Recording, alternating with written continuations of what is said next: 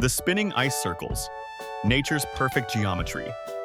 In the dead of winter, rivers give birth to a mesmerizing phenomenon, a perfect spinning disk of ice, silently rotating like a portal in the frozen water. Locals call them ice circles, and they seem almost magical. But there's no sorcery here. It's pure physics at play. As a river's surface begins to freeze, a slow-moving current forms beneath. If a chunk of ice breaks loose and starts to spin, it grinds away the edges, creating a near-perfect circle. This natural record player can keep turning for days, even weeks. The first recorded sighting dates back to the early 1900s, yet modern sightings, from Maine to Estonia, still leave onlookers in awe. These disks can be as small as a few feet or stretch over 50 meters wide, large enough to hold a small car.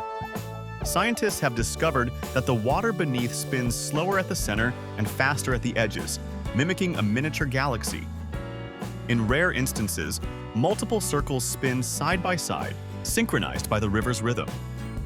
Now you know. Like, subscribe, and share the mystery with your friends and family.